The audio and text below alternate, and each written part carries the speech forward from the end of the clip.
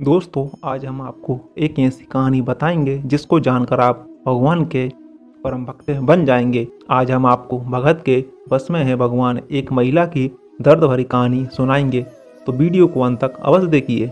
नमस्कार दोस्तों, स्वागत है आपका हमारे यूट्यूब चैनल कर्मा में। यदि ईश्वर के प्रति आपके मन में सच्ची भक्ति है तो आपको पत्थर में भी भगवान मिल जाएंगे। ऐसे ही आज मैं आपको एक महिला की दर्द भरी कहानी सुनाने जा रहा हूँ जो कि बिल्कुल सत्य है। दोस्तों, वो समय पहले की बात है। एक छोटी सी लड़की जो कि प्रतिदिन वृंदावन धाम जाया करती थी और उसके मन में भी भगवान श्री कृष्ण के प्रति असीम श्रद्धा थी।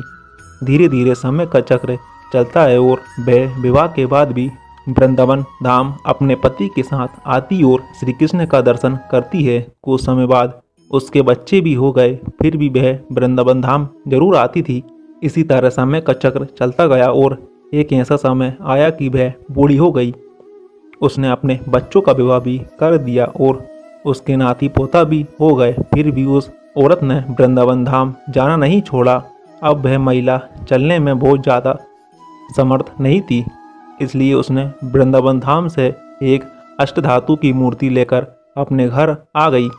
वह उस मूर्ति से अपने बच्चे की तरह प्रेम करती। जब भी सोती या जागती बस उस मूर्ति पर ही उसका ध्यान लगा रहता था। कुछ दिन बाद कृष्ण जन्माष्टमी का त्योहार आया। अतः उसने अपने बहू से कहा कि बेटी, मेरे कन्हैया को नहलाओ और इन्हें सुंदर वस्त्र पहनाकर सजा दो, क्योंकि आज मेरे लल्ला का जन्मदिन है। बहू कुछ जरूरी काम कर रही थी। उसने अपने सास से कहा कि अभी मैं कुछ ज़रूरी काम कर रही हूँ, मैं अपना काम कर लूँगी, उसके बाद आपके लल्ला को नहला कर तैयार कर दूँगी।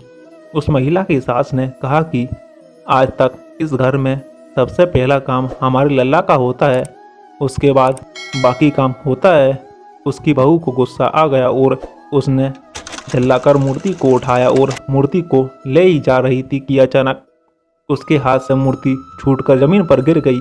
वह बूढ़ी औरत जोर जोर से रोने लगी और अपने बेटे को बुलाकर कहने लगी कि मेरे कन्हैया को चोट लग गई है, अतः आप जल्दी जाओ और किसी डॉक्टर को बुलाकर ले आओ और इसका चेकअप कराओ। यदि इसे कुछ हो गया तो मुझे भी मार दो, क्योंकि मैं अपने कन्हैया के बिना जिंदा नहीं रह सकती। ये सुनकर उसका बेटा कहने लगा कि माँ, ये अष्टधातु की मूर्ति है, इसके गिरने से कुछ नहीं होता। लेकिन माँ तो मान ही नहीं रही थी। वह एक ही जिद पर पकड़ी हुई थी कि जल्दी से डॉक्टर को बुलाकर लाओ और मेरे कन्हैया को चेकअप कराओ। उसके घर में इतना ज़्यादा शोर सुनकर आसपास के लोग उसके घर के सामने खड़े हो गए और पूछने लगे कि तुम्हारी माँ को क्या हुआ, वह रो क्यों रही है। तो उसके बेटे ने कहा कि मेरी माँ पागल हो गई हैं, अष्टधातु की मूर्ति जमीन पर गिर गई तो कहती हैं कि डॉक्टर को बुलाकर लाओ और इसका चेकअप कराओ। उसी भीड़ में एक बुजुर्ग व्यक्ति भी था।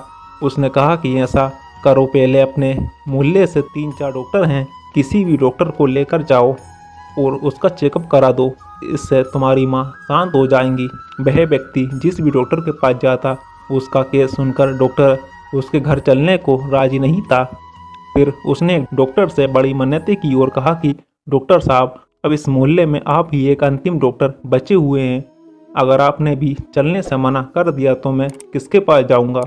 उसने डॉक्टर से सारी बात कह सुनाई और कहा कि आप जितनी फीस लेंगे मैं आपको दूंगा, बस आप एक बार मेरे घर चलिए और कन्हैया का चेकअप कर लीजिए।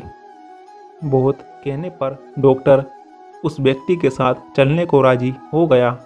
घर पहुंचकर डॉक्टर ने उस कन्हैया की मूर्ति को देखकर कहने लगा कि माताजी, आपका लल्ला सही सलामत है, इसको कुछ भी नहीं हुआ है। वह बूढ़ी महिला डॉक्टर से कहने लगी, डॉक्टर, एक ऐसा चेकअप कर रहे हो, अपने ब्रीफ केस से आला निकालकर इससे कान में लगाकर सीने पर चेक करते हैं और सही से मेरे लल्ला का चेकअप करें। ये सुनकर वह डॉक्टर अपने ब्रीफ केस से आला निकालता है और अपने दोनों कानों में लगाकर कन्हैया के सीने पर चेकअप करता है तो डॉक्टर आश्चर्यचकित हो जाता है, क्योंकि कन्हैया का दिल धड़क रहा था। इससे डॉक्टर को पसीना आने लगा और वो बार बार आला कन्हैया का चेकअप करता और सुनता कि कन्हैया का दिल धड़क रहा है, इसके सीने में प्राण है। उसके बाद वह डॉक्टर चुपचाप अपना आला कान से निकालकर और ब्रीफकेस में रख देता है और अपने ब्रीफकेस को छोड़कर जाने लगता है, तब वह बूढ़ी औरत बोलती है कि डॉक्टर कहाँ जा रहे हो, अपनी फीस तो लेता जा। तब डॉक्टर उस बूढ़ी औरत से कहने लगता है कि तब डॉक्टर उस बूढ़ी औरत के लड़के से कहने लगा कि बनवारी, तेरी माँ पागल नहीं है, पागल तो ये पूरी दुनिया है जो इस बूढ़ी माँ को पागल कह रही है। अब मैं उसी वृंदावन धाम में जा रहा हूँ जहाँ से तुम्हारी माँ इस अष्टधातु की मूर्ति को लेकर आई है। ये कहकर वह डॉक्टर बिना कोई फीस लिए वृंदावन धाम चला गया और अपना पूरा जीवन उसने श्री कृष्ण को समर्पित कर दिया और उनकी भक्ति में लीन हो गया। तो साथियों, इस प्रकार हमने जाना कि भगत के बस में कैसे हैं भगवान। अगर आपको हमारी वीडियो पसंद आती हो तो वीडियो को लाइक, अगर आप चैनल पर नए हैं तो कृपया कर चैनल को सब्सक्राइब अवश्य करें। धन्यवाद।